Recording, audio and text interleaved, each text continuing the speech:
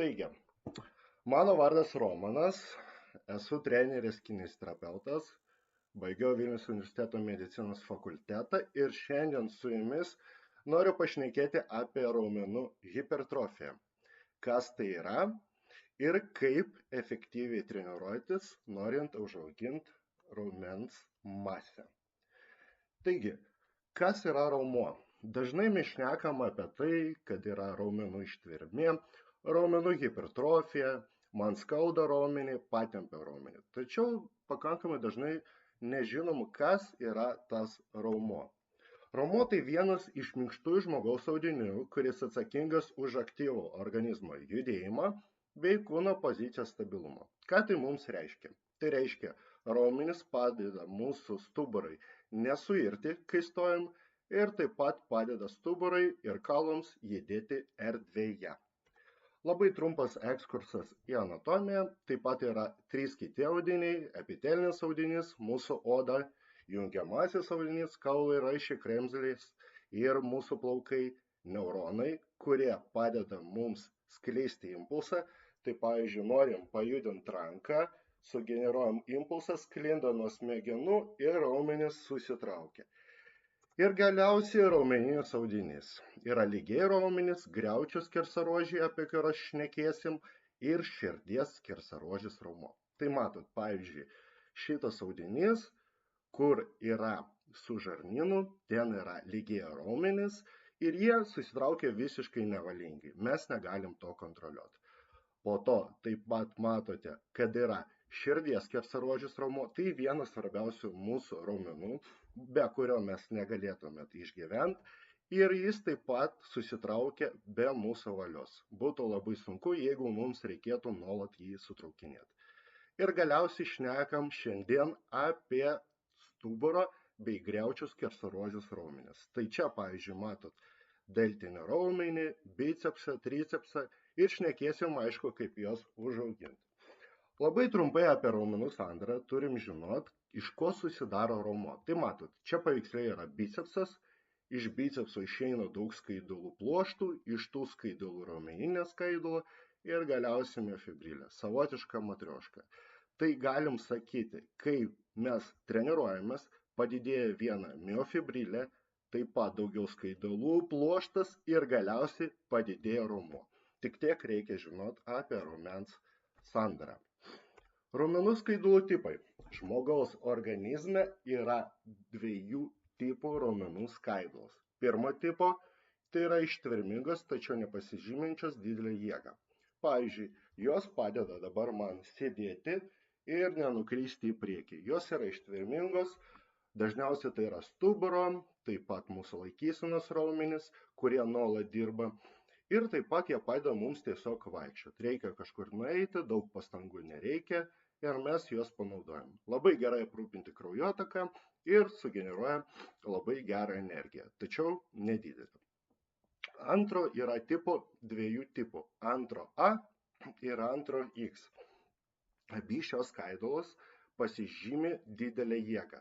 Tačiau, kai šnekam apie antro A tipo, jos vis dar yra ištvermingos ir taip pat jau ir galingos. Tai jeigu mums kažkur reikia kažkokią daiktą perkelt, pavyzdžiui, paimam dėžę ir norim kažkur ją nunešti, Maksimos maišai ir taip toliau, tai būtent šito antro A tipo skaidulos dirba. Taip pat jos yra mums labai aktualios.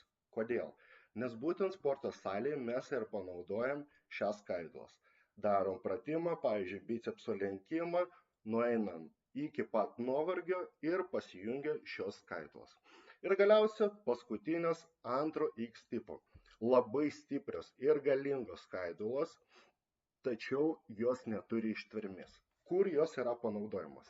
Tai yra rezervinės skaidulos. Jos naudojamos tik tada, kai yra kritiniai atvejai. Pavyzdžiui, jūs einat kažkur lauke, blogas oras, lyja, žaibas, ant jūsų krenta medis, nedidelis. Ir jūs staigiai jį pagaunat, jis jūsų neprispaudžiat, sugeneruojat visą jėgą ir nustumėt. Tai čia buvo paimtos visos skaidulos, kad jūs išgyventumėt. Taip pat dažnai girdim istorijas apie mamas ir jų kūdikius. Ant kūdikio krenta mašina ir kažkaip maža mama, kuri sveria tik 60 kg, geba nustumti tą mašiną. Aišku, adrenalinas ir adrenalinas aktyvuoja visas šias skaidulas. O jeigu mes šnekame apie sporto salę, tai dažniausiai šios skaidulos yra panaudojamos trikoviai. Tai reiškia, atletui, sunkiaatlečiui reikia išspausti štangą nuo savęs vienam pakartojimui. Ką tai reiškia? Jis turi aktyvuoti visas skaidulas, kad galėtų išstumti. Organizmas nežino, kad tai yra štanga, jis žino tik tiek, kad jeigu dabar mes nenustumsim svorį, jis nukris ant mūsų ir galimai kažkas blogo atsitiks. Tai tiek reikia žinoti apie tas skaidulas. Dabar šnekėsim apie hipertrofiją. Tai hipertrofija tai raumenų skaidulų padidėjimas. Kaip ir supratom, daugiau skaidulų padidėja ir padidėja pats raumuo. Tačiau reikia žinoti, kad yra du mechanizmai. Yra miofibrilinė hipertrofija ir sarkoplazminė. Labai mandrų žodžiai, bet jeigu trumpai, ką tai reiškia. Kai mes šnekam apie miofibrilis, atsimenant skaidulas, tai kai mes sportuojam, jos padidėja jų kiekis ir tada raumuo tampa stipresnis ir didesnis. Antras tipas, kai aplink raumenų skaidulos atsiranda daugiau skysčio. Tai vadinama sarkoplazma. Taigi matot, pirmas atvejis – netreniruotas raumuo. Žmogus atėjo tik į salę. Ir jis nusprendė kilnoti didesnius svorius, mažesnius pakartojimus ir matot, kad užauga pakankamai daug tų miofibrilių. Tos miofibrilės padeda generuoti jėgą, raumuo tampa stipresnis bei didesnis. Antras atvejis – žmogus atėjo į salę ir nusprendė daryti daugiau pakartojimų, mažiau poilsį, tačiau taip pat jis daro tai iki pilno nuovargio. Tai reiškia, jau paskutinių pakartojimus jau nebegeba padaryti kažką naudingo. Tai matom, iš išorės, gal čia nelabai geras pavyzdys, iš išorės jie atrodys visiškai vienodai. Tiek pats žmogus, kuris daro didelį svorį, mažai pakartojimų, ir tas žmogus, kuris atlieka daugiau pakartojimų su mažesniu poilsiu. Koks bus skirtumas tarp jų? Šio žmogaus raumenis bus stipresni. Jis gebės pakelti didesnį svorį, nustumti didesnį svorį. O šitas žmogus nebus toks pat stiprus kaip šitas, tačiau jis bus ištvermingesnis. Kai mes žiūrėsim iš šios raumenis ir žmonės iš išorės, mes negalėsim atskirti vieną nuo kito ir negalėsim suprasti, kur koks yra. Ir tik tai padarius treniruotę su abiem žmonėm, mes suprasim, kuris daugiau buvo išlavinęs miofibrilės ir kuris sarkoplazma. Sarkoplazma tai yra skystis aplink skaidulas. Tai va, kaip ir matot, čia yra hipertrofija ir savotiškas grafikas. Vėl, jeigu žmogus daro sunkius svorius ir taip pat mažai pakartojimų, padidėja tų skaidulų skaičius. Jeigu, kaip ir minėjau, lengvesnis svorį, mažiau yra poilsio tarp serijų, daugiau yra tos sarkoplazmos, vadinsim jį skysčiu. Ir tada labai logiškas klausimas iškyla, o tai kodėl iš vis daryti kažką su tą sarkoplazmu, jeigu mes norim būti stiprus? Labai geras klausimas, tai atsakymas yra labai paprastas. Jeigu jūs dažnai sportuojat su sunkiais svoriais ir keliat didelius svorius iš kiekvienos treniruotės į kitą, tai didėja traumų rizika. Yra labai skirtingi dalykai, kai jūs keliat štangą nuo savęs stumiat 100 kg ir kaip 50 kg. Antras dalykas, kam netinka šios hipertrofijos būdas, tai yra žmonės, kurie turi kažkokias degeneratyvius pokyčius, pavyzdžiui, kremzlės, turi kažką negerai su meniskais, ar raiščiai, ar galiausiai tiesiog yra jau traumas, kurios limituoja žmogų ir jis negali kelt didelių svorių. Ir čia ir ateina būtent tas treningas, treniruotės, kur mes lavinam sarkoplazminę hipertrofiją, nėra didelio apkrovos sąnariams ir puikiai tinka tokiems žmonėms. Iš išorės atėję šie du žmonės atrodys vienodai. Šiandien mes šnekam būtent apie hipertrofiją, ne apie jėgą. Tai labai svarbu suprasti, kad mes šnekam apie išorę, apie žmogaus kūno estetiką, kiek yra to raumens, bicepsas, sėdmenis. Tai va čia reikia suprasti, kad iš išorės jie atrodys visiškai vienodai. Gerai, Ir ką mes turim taip pat labai svarbu žinoti. Yra 3 raumenų hipertrofijos stimulai. Jos išskiria mokslininkai. Yra mechaninis stimulas, tai reiškia, aš keliu kažkokią daiktą, raumuo patiria įtempimą ir galiausiai jis hipertrofuoja, didėja. Antras stimulas, labai dažnai tikrai apie jį girdėjot, tai raumenų pažeidos stimulas. Sako, va, žmogus jums draugas po treniruotės, žinok, labai stipriai skauda raumenis, padariau darbą ir jie augs. Tai yra mitas, ne visą laiką, kas skauda auga ir mes tai sužinosim vėliau. Tačiau šis stimulas gali įtakoti. Ir galiausiai metabolinis stimulas, kai dega raumuo, kai darom daug pakartojimų. Taigi, mechaninis stimulas. Tai yra pagrindinis faktorius skatinantis baltymų sintezę. Tai ką reiškia žinot? Be šito stimulo raumuo labai sunkiai augs. Tai reikia visą laiką kelti svorį. Kiek svorio ir kiek pakartojimų čia jau priklauso nuo žmogaus. Tačiau nepakėlus kažkokio rimto svorio, raumuo nebus adaptuotas kitam kartui ir nebus vykdomos adaptacijos. Adaptacija tai reiškia patiria stresą, keliam sunkią štangą ar gyrą, bicepsas jaučia įtempimą nuo tos štangos ar gyros ir tada kitam kartui jis adaptuojasi, tampa stipresnis ir aišku auga. Tai labai klasiškos rekomendacijos, apie kurias tikrai girdėjot, 3-4 pratimo serijos, apie 8-12 pakartojimų ir galiausiai čia mato tokius žodžius kaip koncentrinė judesio fazė ir ekscentrinė. Šnekant paprastą kalbą, tai yra koncentrinė, tai yra pozityvi fazė, kai sutraukiam raumenį, ir ekscentrinė, kai atpalaiduojam. Tai maždaug tokiu greičiu reikia atlikti. Kai koncentrinė 1 sekundę, tai reiškia pakeliam greičiau svorį ant bicepso ir lėčiau nuleidžiam. Taip pat tai sukuria saugumo efektą, mažesnę traumų riziką. Ir pertraukas tarp serijų, kaip ir minėjau, nuo 30 iki pusantros minutės. Tai tiek reikia žinoti. Gerai, keliaujam toliau. Ir čia tikrai va tas garsusis raumenų pažeidos stimulas. Tai ir va, skauda tą raumenį, reiškia jis auga. Sužinosim, ar tikrai taip yra. Kaip matot, tai yra vienas iš faktorių galinčių. Čia labai svarbus yra žodis galinčių. Daryti įtaką raumenų hipertrofijai. Tai reiškia, jis nėra pagrindinis. Ką dažnai apie tai žinom, skausmas pasireiškia po 48 kažkur valandų, kartais po 3 dienų. Tai ką reikia žinot, kad jis įtakoja, tačiau nėra pagrindinis. Ir kaip pavyzdį paimsim 2 žmonės. Pirmas žmogus padarė kojas ir po 2 dienų jam tos kojas tiek skauda, kad jis negali nei atsisėsti ir, pavyzdžiui, jam reikia darbą eiti ir eina visiškai kaip pingvinas, vos paeina. Tai tą reikia žinot ir ką tai reiškia mums. Ta žmogus sako, va padariau tokią puikų darbą, vos paeina. Tai šiuo atveju nieko gero čia visiškai nėra, nes pažaida buvo antiek didelė, kad raumens skaidulos kitam kartui tiesiog bus atstatomos iki pradinio lygio.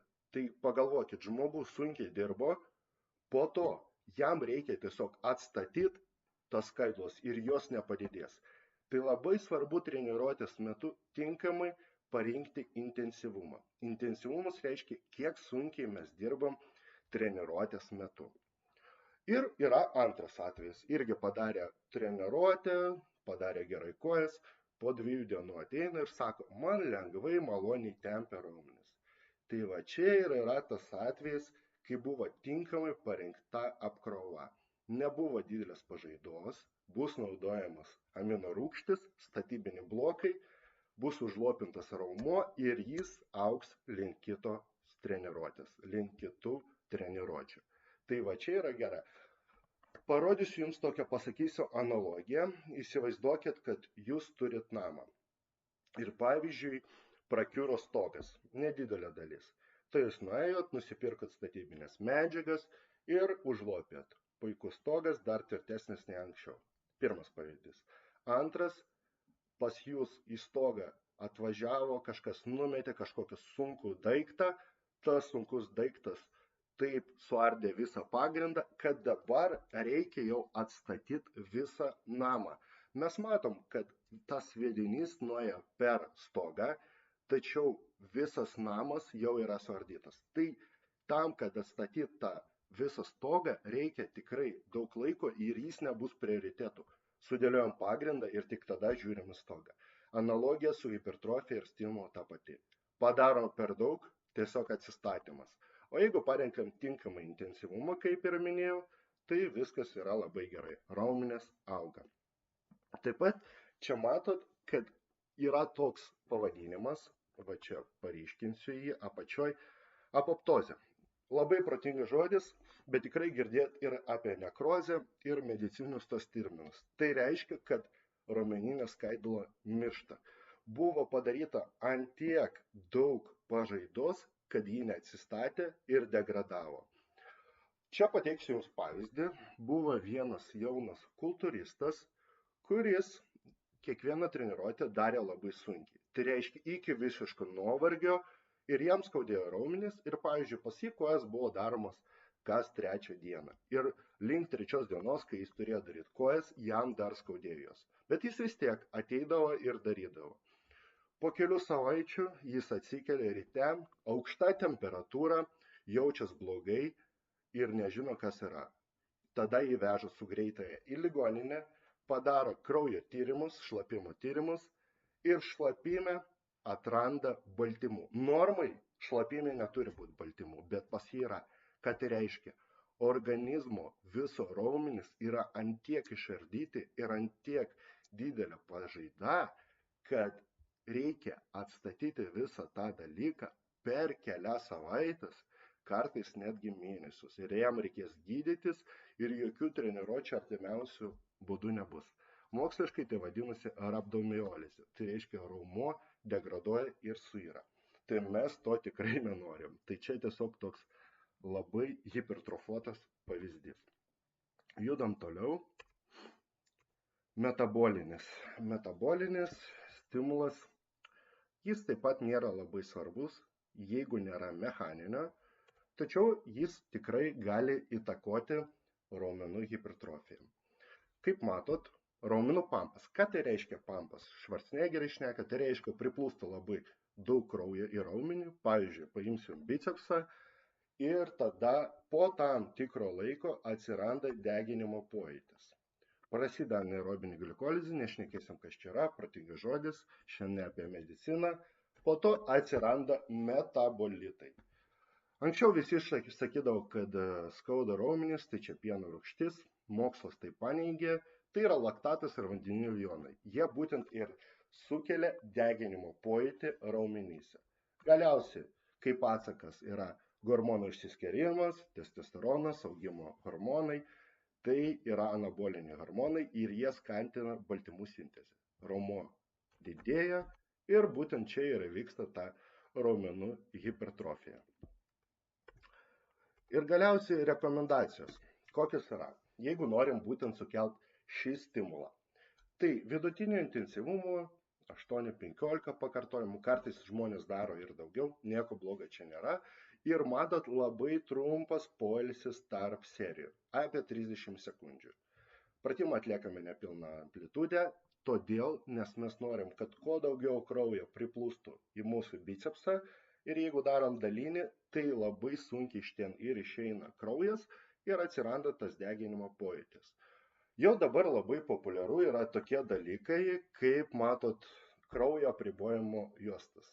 BFR, Blood Flow Restriction Bands. Tai labai populiaru, nes tai padeda kuo greičiau mums užvaryti kraują raumenis. Pavyzdžiui, mato čia merginą, pas ją yra aprištos juostas aplink klubą ir jai labai efektyviai išeis treniruoti keturgalvį šlaunies raumenį.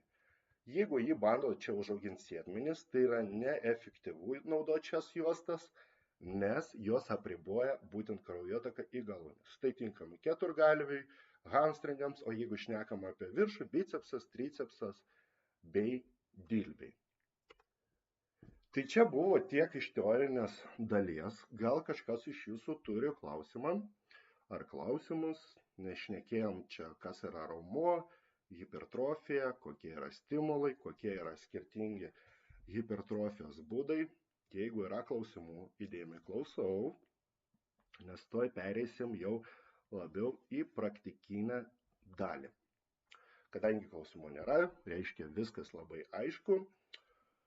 Ir atėjo, nagrinėsim situaciją. Čia buvo. Atėjo mergina į sporto salę. Ir jeigu dažnai paimsim kelias merginas, jeigu mes šnekam, dažniausiai yra du tikslai pas žmonės. Yra numesti svorį, būtent riebalinį, o kitas yra užauginti raumenis. Tai ateina ir sako, noriu numesti svorį. Ką tai reiškia?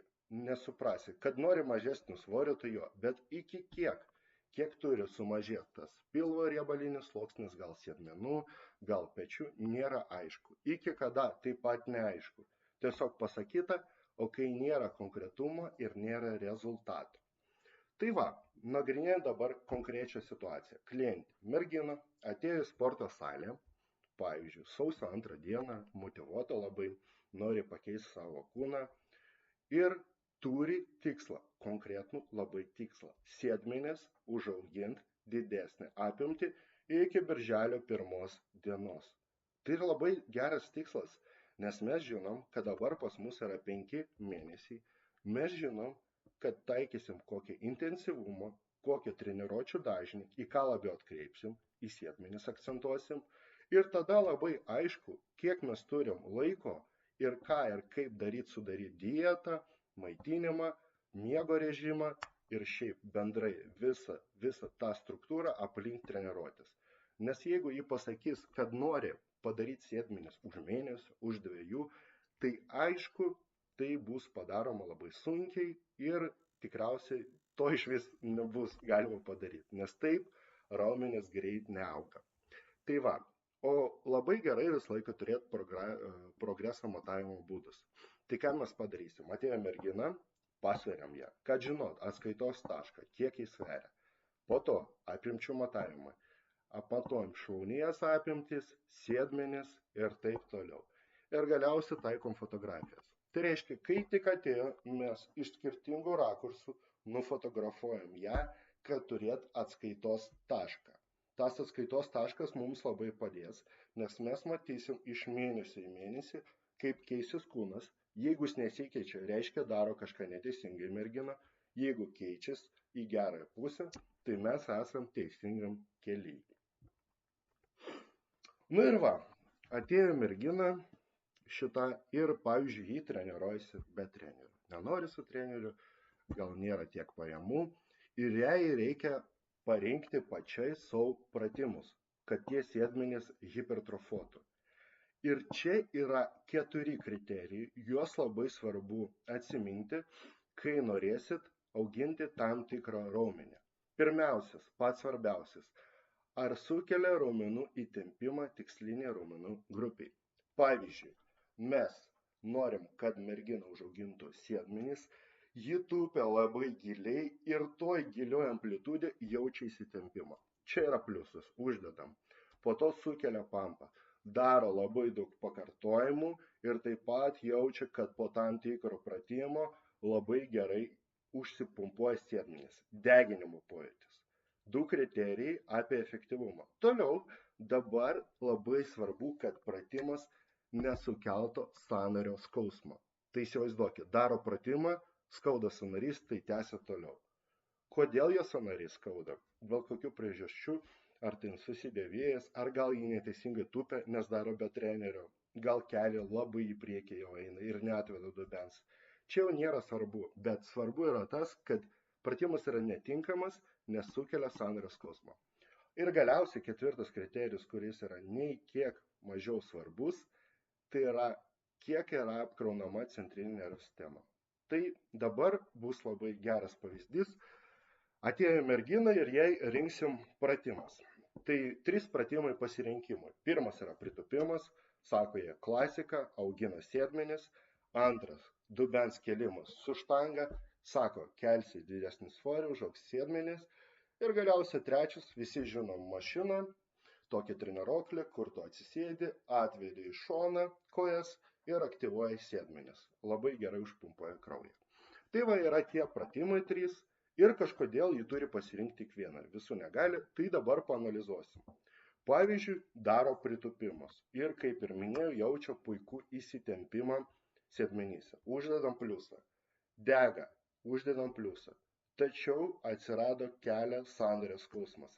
Ne per vieną treniruotę, bet žiūri jau kelias treniruotės iš eilės, kad pratimas nėra tinkamas, nes skauda po jo kelią. Viskas, dėja, šis pratimai jai netiks, šiai merginai netiks, kažkokiai kitai dėl kažkokių anatominių struktūrų, kaulų, puikiai tiks pritupimas. Mes šnekam būtent apie šią teorinę merginą. Ir galiausiai mažiausiai apkrauna centrinį nervų sistemą jau nėra aktualu, nes skauda sąnarių. Viskas, mergina atmetė šį pratimą, pritupimai jai netiko. Liko 2 pratimai. Keliam štangą su dubeniu ir, kaip minėjau, kojo atvedimas treniruokliai. Nu ir girdim merginą, kad labai populiarus yra tas hip thrustas arba dubens kėlimas, puikiai augina sėdmenis, pabando. Ar jaučiu įsitempimą? Jo, jaučia. Ar yra pampas? Taip yra. Ar yra kažkoks sąnarių skausmas? Nėra. Ir va, atrodo, mes atradom tą puikų idealų pratimą. Tačiau po to pratimo ji daro į pirmą treniruotį, didelį svorį, po jo yra tiesiog ištaškyta, be jėgos. Tiesiog dar yra keli pratimai, o jau jų negali daryti, efektyviai padarys, bet jau neefektyviai, nes yra visiškai nuvargusi. Ir čia atsiranda šio pratimo apribojimas. Ar tai yra kritiška? Tikrai ne, bet galima ieškoti toliau geresnio pratimo. Ir va čia prieinam prie to kojų atvedimo treniruokliai. Daro puikus įsitempimas. Pampas dega nesveikai. Jokio sąnarių skausmo, nes keliai čia nedirba, tik tai klubo sąnarys. Ir po šito pratimo ji yra visiškai šviežia. Gali daryti dar kelis ir taip toliau. Tai šitas pratimas jai yra optimalus. Ir aišku, po šio pratimo ji tikrai gali nueiti ir daryti dubens kėlimą. Nes ir tas efektyvus, aišku, svoriai bus mažesni, bet nuo to raumo augs vis tiek. Kaip žinom, svoris nėra pagrindinis kriterijus dabar. Taip pat svarbu akcentuoti, jeigu jau šnekam apie vaikinus, ir dažnai girdim, nugarai reikia daryti mirties traukas, deadliftus. Tai jeigu jis padarys pradžioj treniruotės deadliftą, kelias sunkias serijas, bazinis, sunkus pratimas, tai tikrai kitiems jau neliks jėgos. Tai labai protingai būtų padaryti, pavyzdžiui, pradžio prisitraukimus, apkraut platųjį raumenį nugaros ir tada jau galima padaryti deadliftus. Ar tiesiog perkelt į kitą dieną juos. Tai va, ir čia matom, jei pratimas atitinka visus kriterijus, darom jį nuolat. Tai reiškia 1 mėnesį, 2 ir kol jis mums yra, progresuojam jėgoj, kol yra geras, mes jį darom. Ir, pavyzdžiui, ties 3 mėnesių jau matom, kad negalim nei padidinti pakartojimų skaičių, nei galim padidinti svorį. Ir va čia ir ateina momentas, kad turim suprast, laikas keisti pratimą. Keičiam pratimą, šitas nėra blogas. Po kažkiek mėnesių programos kitos mes prie jo grįšim, bet dabar jau viskas. Ir jei pratimas neatitinka daugelio kriterijų, keičiam jį. Tai kaip ir su pritupimu. Jau keliai skauda, dėja, pritupimai netiks. Nu ir pratimų technika. Pratimų technika yra labai svarbi, nes sporto salėje galima save sustiprinti, o taip pat labai lengva sužaloti. Tikrai kiekvienas iš jūsų turi pavyzdžių ir matė, kai kažkas daro pratimą neteisingai. Ką reiškia neteisingai? Nėra panaudojama pilna judesio amplitudė. Tai pavyzdžiui, daro pritupimus, matom čia va giliai iki pat žemės, o čia šiek tiek pritupia ir pakyla. Kodėl daugelis žmonių daro būtent šį atvejį? Tupia ne iki galo. Nes čia yra lengviausiai, galima užkelti labai daug svorių, aišku, patenkina ego, nes gali papasakoti draugams, kad labai daug pritupinėjai, bet tiesa yra tokia, kad pilnai nebus išvystamas raumo. Jis tikrai didės, bet neoptimaliai.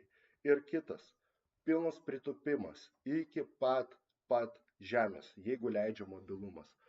Ir nebus tokio didelio svorio, bet efektyvumas bus žymiai didesnis. Ir taip pat svarbu prisiminti, kad daugelis netupia giliai, nes ten būtent yra tas mirties taškas, iš kurio labai sunkiai atsikelt. tai sunkumą padidina, o daugelis žmonių nenori patirti kažkokią sunkumą. Vienintelis atvejis, kuomet yra išskirtis kažkokia, tai jeigu pas jūs yra sąnario problema. Pavyzdžiui, kelias skauda, tai tikrai nereikia tūpti labai giliai. Visais kitais atvejais naudojama pilna judesio amplitudė. Negatyvios pratimo fazės kontrolė. Atsimenat, šnekėjom prieš tai, koncentrinė pozityvi, ekscentrinė, kai ištempiam. Tai pavyzdžiui, paimsit tą patį pritūpimą. Dažnai galima pamatyti sporto salėje, kad žmogus tiesiog nukrenta į apačią, nekontroliuoja. Tos girnelės trakšta, brakšta, vos neišskristo kažkur ir tada pakyla. Į apačią visiškai judesys nėra sukontroliuojamas. Pirmiausiai, raumuo nėra apkraunamas, o kaip tūpiam į apačią, ta negatyvi fazė begalė yra, ant kiek ji yra svarbi, nes būtent ji labiausiai ir stimuliuoja raumenį, ištempia jį. Dažniausiai atsiranda ta pažaida, kuri yra tinkama. Ir čia mes taip pat išlavinam ir stiprinam raumenį per visą amplitudę. Koks yra minusas pas šį žmogų, kuris tupia pusiau? Jis vieną dieną su sunkiu svoriu kažkodėl šiek tiek žemiau nuėjo. Ir kas atsitiko? Trauma. Nes jis nepripratęs būti gilioj amplitudėj ir va taip atsirado jo trauma. Tai svarbu daryti pilną judesio amplitudę ir su lėta negatyvia fazė. Nenaudojame inercijos. Tikrai. Technika turi būti labai švari. Ką reiškia švari? Sutraukiam per 1 sekundę ir lėtai ištempiam. Jeigu mūsų tikslas yra treniruoti bicepsą, tai mes treniruojam bicepsą, o ne visą mūsų kūną. Dažnai taip pat galima stebėti, kad paima labai didelį svorį žmogus ir su visais klubais, su visa inercija užmeta ir numeta. Užmeta, numeta. Dirba viskas, tik tai ne bicepsas. Klubai, sėdmenys, bet mes tai norim treniruoti bicepsą, tai labai svarbu palikti savo ego namuose ir salėje daryti viską labai tvarkingai. Ir galiausiai labai dažnas taip pat atvejis limituojančių faktorių tampa tikslinės grupės nuovargis. Tai ką reiškia? Pavyzdžiui, irgi dažnas pratimas, atsisėdam ir traukiam trosą link savęs, sėdima trauka. Traukiam ir klausia treneris ar draugas, tai jauti nugarą? Sako, ne, jaučiu dilbės. Tai reiškia, nėra gerai. Technika nėra tinkama. Reikia tai padaryti, kad mes justume būtent nugarą. Gerai. Ir aišku, kaip ir minėjau, nesukelia sąnarių skausmą. Tai yra labai svarbu. Pratimų intensyvumas raumenų hipertrofijai. Tai va, šnekėjom apie tai, kad labai dažnai žmonės netiki, kad yra didelis tarpas hipertrofijai. Tikrai, dažniausiai sako nuo 8 ar nuo 6 iki 12 pakartojimų. Viskas. Toliau yra ištvermė, o jeigu mažiau yra jėga. Tai yra mitas. Paskutiniai moksliniai tyrimai parodė, kad jeigu jūs einat iki nuovargio, ką reiškia nuovargis? Tai aš darau bicepsą ir negaliu daugiau padaryti. Viskas, tai yra nuovargis. Pilnas nuovargis. Galim užmest, aš to nedarau gražiai. Tai jeigu mes darysim 6 pakartojimus su didesniu svoriu, ar 30, aš darau ir tas 30 irgi neiškeliu. Tai bus visiška analogija. Tas pats. Raumuo taip pat efektyviai augs. Tiesiog svarbu, aišku, užakcentuoti, kad jeigu mes darysim daugiau pakartojimų, mes lavinsim raumenų ištvermę. O jeigu darysim mažiau pakartojimų, tai daugiau link jėgos. Tačiau raumuo taip pat augs, jeigu nueisit iki pilno nuovargio. Ir aišku, labai svarbu suprasti, viskas priklauso ir nuo pratimo. Labai būtų keista, jeigu kažkas sakytų jums daryti 30 pritūpimų, nes toks dalykas yra taip pat kaip ir mūsų kvėpavimo sistema. Tai ir padarius jau 10 pritūpimų, dažnai kvėpuojam labai sunkiai. Jeigu 30, tai čia jau labiau ne raumenį lavinsim, o mūsų kvėpavimo sistemą ir kraujotakas. Tai aišku, jeigu štangos, sunki svoriai kažkokie, hanteliai, tai kažkur 5-15 pakartojimų. Kartais net 15 yra per daug. Jeigu tai yra mirties trauka, Tai būna dažniausiai iki 8. O jeigu mes darom, pavyzdžiui, įsivaizduokit, dilbių lenkimus, kiek ten reikia daryti didelį svorį, kad padaryti 6, tikrai skaudės jūsų dilbis ir riešas. Tai mes darom daugiau pakartojimų, pajaučiam visą tą pampą ir labai efektyviai užauginam dilbis. Dažniausiai tam tinka trosiniai treniruokliai. Dažnas klausimas – poilsis tarp serijų.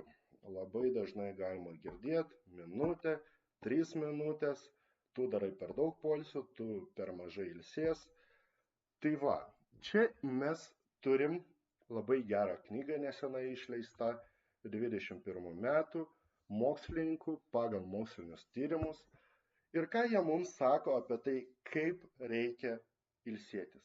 Yra 4 dėžės, kurias turim. Boxes, kaip angliškai, kur uždedam varnelę, kurias turim visus pačekint, patikrint. Pirmas, ar galite padaryti bent 5 pakartojimus po šios serijos, sekančių serijų. Tai pavyzdžiui, mes darėm tą patį, imsim bicepsų lenkimą, padarėm seriją iki nuovargio, ilsimės. Ir nusprendėm kažkaip, kad po 20 sekundžių noriu vėl daryti bicepsą. Tai ką? Padarom 3 pakartojimus, 4 jau neina. Ką tai reiškia mums? Tai reiškia, poilsis buvo per trumpas. Mums reikia surinkti bent 5 pakartojimus. Jų nesurinkome, reiškia ilsimės ilgiau. Pavyzdžiui, pailsėjom minutę ir puikiai padarėm 12. Tai čia kils klausimas daugeliu, tai kodėl iš vis tiesiog neilsėtis ilgiau? Ir labai logiškai, tikrai, galim ilsėtis ilgiau. Tačiau yra toks dalykas, kad kiekvienas iš mūsų nėra profesionalus kultūristas ir negali praleisti visą dieną sporto salėje. Jeigu ilsėtis labai ilgai, tai reiškia pratimų padarysit mažiau ir bus mažiau efektyviai treniruotis. Tai atmetimo būdu per savo praktiką jūs tada atrenkat būtent tos pratimus, kurie padeda jums surinkti bent 5 pakartojimus. Sekantis kriterijus. Ar jūsų nelimituoja širdies kraujagyslių sistemos ištvermė? Atsimenat, šnekėjau apie būtent pritupimus. Jeigu jūs darysit daug pakartojimų pritupime, tai jūs tikrai apribos jūsų kraujagyslių ir kvėpavimo sistemą. Visas paraudonuosit ir, pavyzdžiui, jeigu jūs taip pat mažai ilsėsitės, kad ir darot gerai, 10 pakartojimų, tinka pritupimams, bet jūs padarėt minutę, dar alsuojat, dar sunkiai kvėpuot ir nusprendėt lįst po štangą. Tai nėra gerai. Jūs apribos jūsų kvėpavimus, o ne jūsų raumenis. Reiškia, mes pailsim po pritupimų tiek, kad apsirabintų mūsų normalizuotųsi kvėpavimas ir tik tada darom sekančią seriją. Ar jūsų nelimituoja centrinį nervų sistemą? Pajėgumas. Bendras nuovargis. Klasiškas pavyzdys būtų deadliftas, mirties trauka. Padarom 6 pakartojimus, tai reiškia 6 pakartojimus, svoris bus tikrai labai sunkus, nes 6 pakartojimas viskas sunkiai padarom. Ką tai reiškia? Patikėkit, jeigu kažkas darė mirties trauką, jis puikiai žino, ant kiek yra sunku psichologiškai ir fiziškai po vienos serijos. Dažniausiai reikia ilsėti 3 minutės, kartais netgi 5 minutės. Tai čia turim suprast, kad po minutės mes tikrai neateisim link kitos serijos. Reikės palaukti, kai jau jausim daugiau jėgų ir pereisim prie sekančios serijos. Ir paskutinis kriterijus apie poilsį, ar jūsų nelimituoja raumenys sinergistai. Kas yra sinergistai? Pavyzdžiui, jeigu aš darau nugarą, traukiu, tai darau nugarai, bet taip pat padeda ir bicepsas. Jeigu stumiu krūtiniai, taip pat padeda tricepsas. Tai sinergistai, jie daro judesių kartu, padeda viens kitam. Tai paimsim tą pačią trauką link savęs su trosu. Mes traukiam, padarėm gerą seriją ir nusprendėm daryti kitą seriją po 30 sekundžių. Tai matėm tam pavyzdys 30 sekundžių iki 90. Ir mes darom kitą seriją ir ką mes matom? Nugaros mes nejaučiam, o pavargo būtent bicepsas, klasikai. Jaučiu bicepsą, nejaučiu nugaros. Ką tai reiškia? Mes turėjom pailsėti ilgiau, kol atsigautų ir bicepsas ir tada efektyviai galėtum daryti sekančią seriją. Serijų skaičius Galima klausimą. Jo, žinoma, galima. Tai kalbant apie tą poilsį tarp priėjimų, ta rekomendacija 30 arba tarp 30 ir 90 sekundžių. Taip. Ir kokia būtų nuomonė, pavyzdžiui, padarius pratimą eiti prie, kad ir po 30 sekundžių prie antagonistų grupės kažkokios, sakykime, padarėm bicepsą, einam kokį tricepsą padaryti, kad duot laiko tam bicepsui, ir va taip keisti. Susidaro kaip ir laiko tarpas tam pirmam raumeniui, padarai antagonistą. Supratau, labai geras klausimas. Tai šnekam apie tokią techniką kaip supersetas. Kas nežino, supersetas tai reiškia padarėm bicepsą ir kaip minėjau, po to darom tricepsą, kol ilsis šitas raumuo.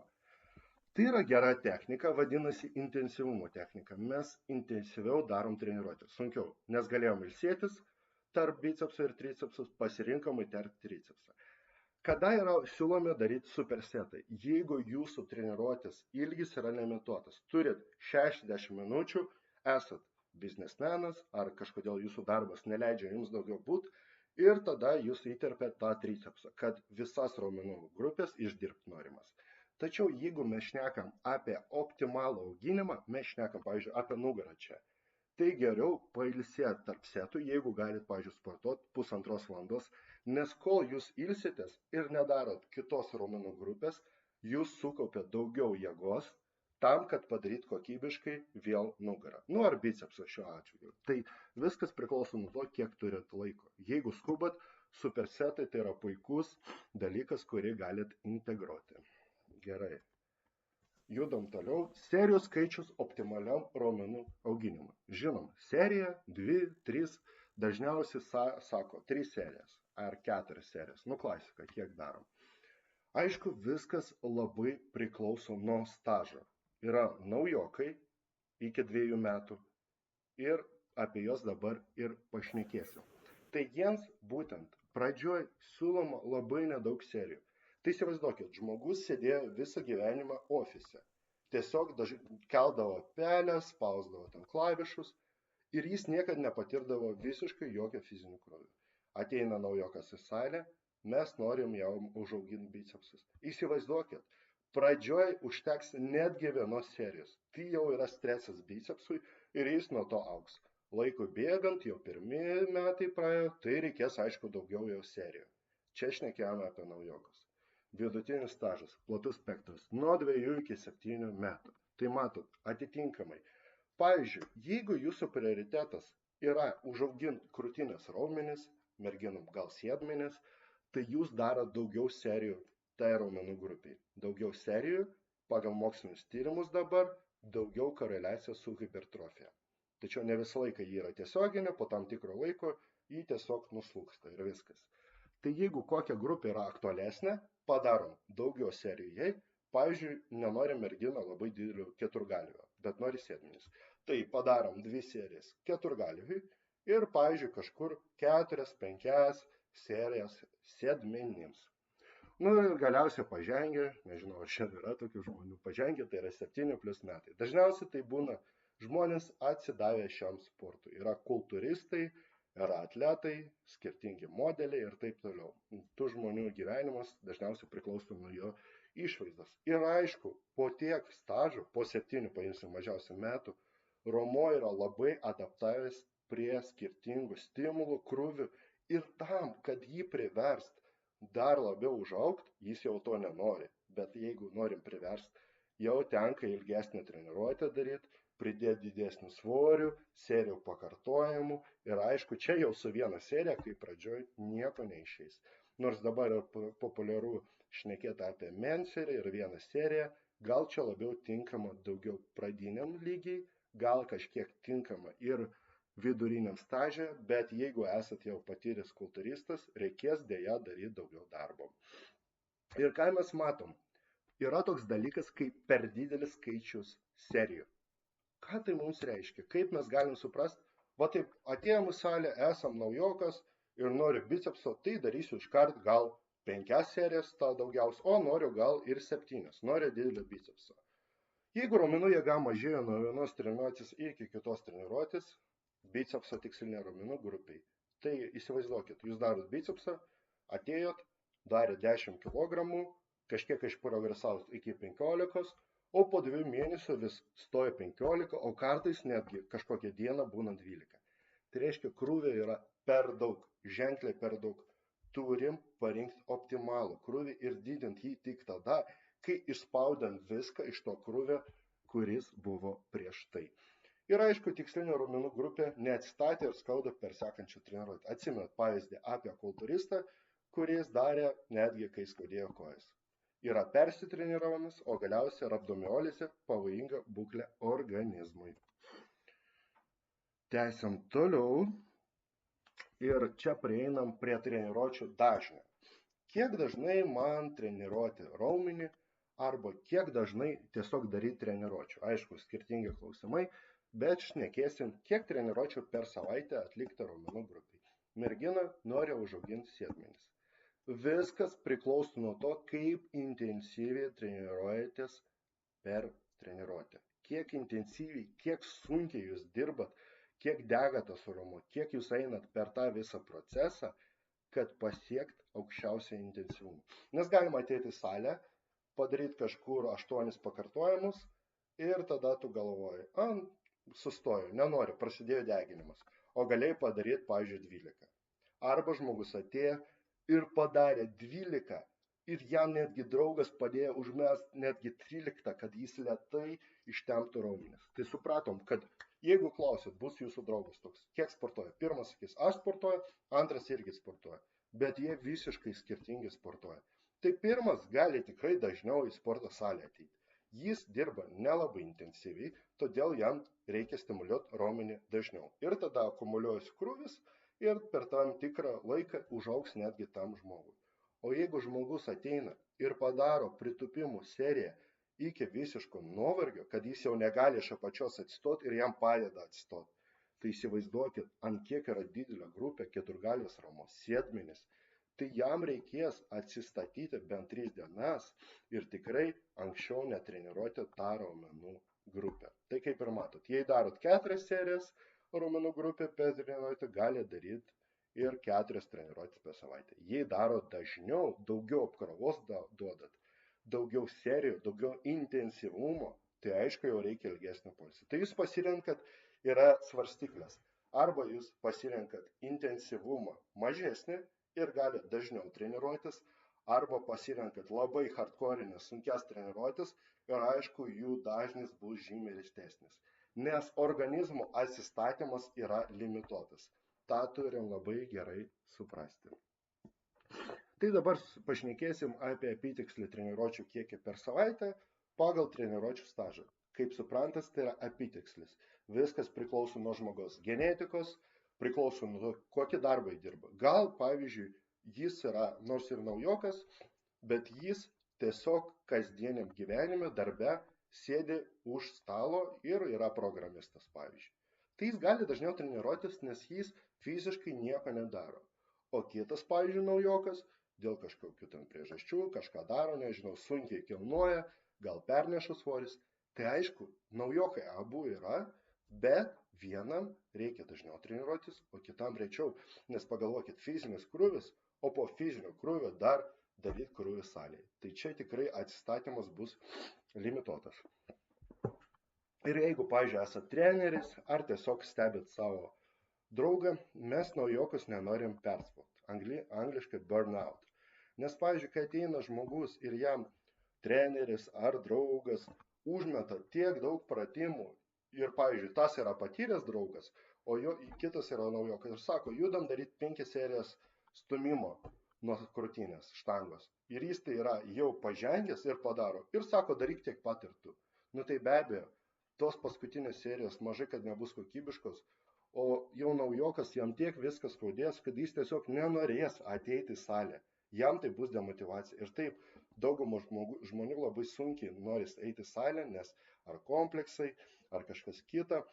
Mes norim kaip tik paskatinti ir duoti nedaug krūvio, kad jam patiktų, kad jis suprastų, kad jis stiprėja ir taip toliau. Mes norim taip pat juos paskatinti treniruotis, todėl nepespaudžiom jų. Jie augs, kaip ir minėjau, nuo minimalių apkrovų. Todėl mažas serijų skaičius yra efektyvus. Ir dažniausiai treniruočių metu bus apkraunamos visos raumeninės grupės, full body.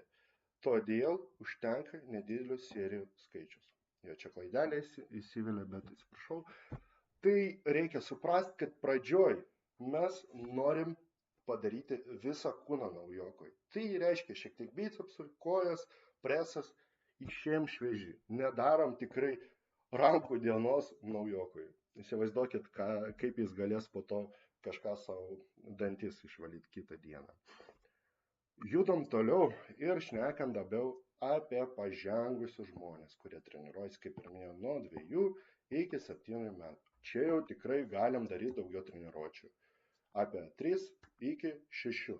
3 bus tiems, kas dirba fizinį krūvį ar mėgsta labai intensyviai treniruotis. Tai pavyzdžiui, vieni dirba sunku fizinį darbą prieš ir po to, aišku, jiems negalima labai dažnai treniruotis. Jie pasirenka intensyvumo metodą. O kiti, kaip ir minėjau, pavyzdžiui, ofise dirbo iš namų, nėra sunkių kažkokio apkrovų prieš treniruoti, jie gali daryti kad ir 6. Pavyzdžiui, ir netgi pažengę gali daryti 6 treniruotis. Kaip pavyzdį paimsiu save. Dažnai mane klausia ten klientai, kiek aš treniruojas per savaitę. Sakau, 5 kartus. Sako, 5 kartus? Tai jūs neatsistatot visiškai, negalima taip dažnai. Bet yra kontekstas.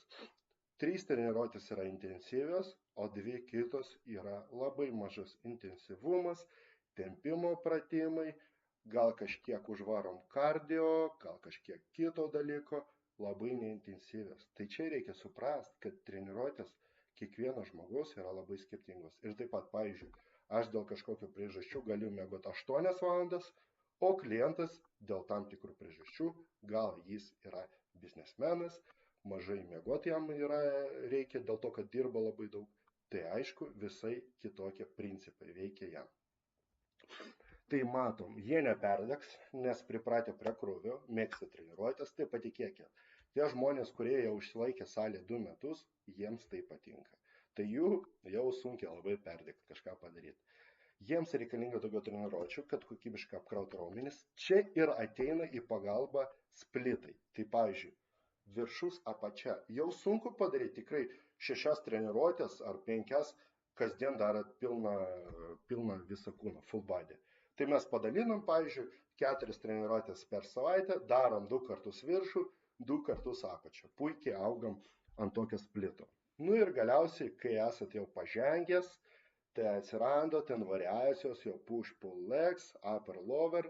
Tai reiškia, mes treniruojamas, vieną treniruotę viską nuo savęs stumiam, kitą traukiam, o 3 jau kojas. Ir kai kurie žmonės taip sportuoja netgi 6 kartus per savaitę. Dažniausiai tai būna patyrę kultūristai, nes jų gyvenimas sukasi aplink jų figūrą ir jie miega, ir dienos metu, jeigu reikia, ir treniruojasi būna ir po 2 kartus per dieną, ir viskas jiems yra gerai, atsistato, nes reikia. Šiandien šnekam tik tai apie treniruotės, mes nešnekam apie mitybą, apie miegą, apie streso valdymą. Šitie visi kriterijai už ribų šiandien yra, bet jie be galo daug įtakoja tai, kaip mes progresuosim. Be kokybiškos mitybos, mūsų statymo blokai, be angliavandenių, be miego, energijos blokai, mes negalėsim progresuoti. Tai įsivaizduokit, jūs ateinat, kaip būna tas hardgaineris, kuris kudutis atėjo, nori raumenų masės ir jis tikrai intensyviai dirbo sporto salėje, nuoširdžiai, bet po sporto salės beveik nieko nevalgo, ar kažkokie čipsai, užkandžiai, mažai baltymų ir progresas dėja bus labai lėtas arba jo išvis nebus. Nu ir galiausiai mes turim suprasti, kad disciplina yra svarbiausias dalykas, norint siekti rezultatų. Tai reiškia nuolat dirbti ir disciplinuotai. Ką tai reiškia?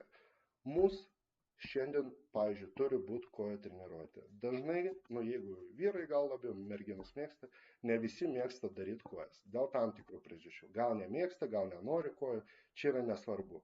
Bet kojų diena visą laiką yra psichologiškai sunki. Ir daugelis ją praskipina. Sako, koks skirtumas, vis tiek nenoriu raumenų, tu noriu pečių, bicepsų ir taip toliau. Tas dienas mėgsta, šitas nemėgsta. Disciplina čia nueina į šoną. Reiškia, mes praleidžiam treniruotę, kuri mums būtų labai svarbi, nes vis tiek mes nenorim sukelti raumenų disbalanso, mes norim kokybiškai išvystyto kūno, kuris bus atsparus traumoms. Arba kitas pavyzdys, naujokas atėjo, padarė 3 treniruotės, o kitą savaitę kviečia draugai, penktadienis, turi būti treniruotė, sako, ai, ta treniruotė. Va taip, iš vienos savaitės į kitą, praleidžia dar, ir dėja, tas viskas kaupiasi per kelis mėnesius ir rezultato nėra. O tas žmogus, kuris yra disciplinuotas, kuris dirba, žino, kad reikia daryti, o ne tai, kad noriu. Reikia ateiti ir padaryti pagal planą. Šitie žmonės pasiekė didžiausias rezultatas. Kaip žinom, ne tik sporto pasaulyje, bet ir skirtingose kitose sferose. Disciplina yra pagrindas. Pradžioje yra motivacija, pamačiau gražų kūną, Schwarzeneggerį, noriu. Pamačiau sėdmenis, kažkokio modelio Instagram merginus, noriu. O visai kitas yra dalykas, kai tu ateini į salę, sunkiai dirbi, išlaikai mitybą, išlaikai miego režimą, neeina per vėlai, išmiegi kokybišką. Va čia viskas ir susideda, ir kai visi šitie dalykai susideda, jie tiesiog šauna ir po pusmečio tokio disciplinuoto darbo žmogus iš tikro labai daug pasikeičia. O einant metams, kartais jį žmonės iš vis nepažįsta, ant kiek pagerėja jo fizinė būklė ir išvaizda. Nu ir galiausiai pašnekėsim apie tokią dalyką, paskutinė šiandien treniruotės iki pilno raumenų nuovargio. Angliškai vadinasi failure ir yra labai daug dabar ginčių daryti iki pilno nuovargio. Pilnas nuovargis reiškia, va kaip matot, Arnoldas daro ir daugiau jis tokio nepadarys. Viskas, jis nuleis čia ir jau nepadarys. Tai yra pilnas nuovargis. Ar reikia visą laiką iki jo treniruotės? Anksčiau buvo manoma, kad tai yra hardcore'as, kad tai yra gerai, visi 7 žmonės nesitreniruoja iki jo, tačiau dabar yra moksliniai tyrimai padaryti su žmonėm ir mes galim stebėti, kad treniruotės iki pilno nuovargio, kai sekantis pakartojimas negali būti atliekamas su teisinga technika, neparodo akivaizdžių privalumų lyginant su treniruotėmis iki dalinio nuovargio. Tai reiškia, dalinis nuovargis, kai jūs galit padaryti 10 pakartojimo labai gerai, 11 jau nėra geras, jau negebat. Tai, pavyzdžiui, žmogus, kuris nueina iki 7 pakartojimo, jis surenka vis tiek kažkiek tų pakartojimų, kurie efektyviai augins raumenį. Pavyzdžiui, kuo arčiau jis prieis prie to nuovargio, to daugiau bus stimuliuojančių pakartojimų. Nes būtent paskutiniai 3, pagal mokslą dabar 5 pakartojimai, jie ir yra efektyviausi. Kai jūs pradedat daryti, tai jūs tikrai galite padaryti 5 laisvai, 6 sunkiau, 7 nemalonu, 8, 9 jau ne visi prieina, 10 dažniausiai prieina jau tie kultūristai, kurie pažįsta savo kūną. Tai pradžioj ir šiaip vėliau savo treniruočių metu nereikia eiti iki visiško nuovargio. Verta padaryti vieną treniruotę iki nuovargio, kad suprast, pavyzdžiui, su bicepsu, kiek aš galiu padaryti. Galiu padaryti su, pavyzdžiui, 10-20 kg, paimsim 12 pakartojimų. Tai aš žinau, kad 12 bus paskutinis ir kitą treniruotės atėjęs, aš darau 3 serijas po 10. Surenku po 2 pakartojimus iš serijų ir išeinu šviežias.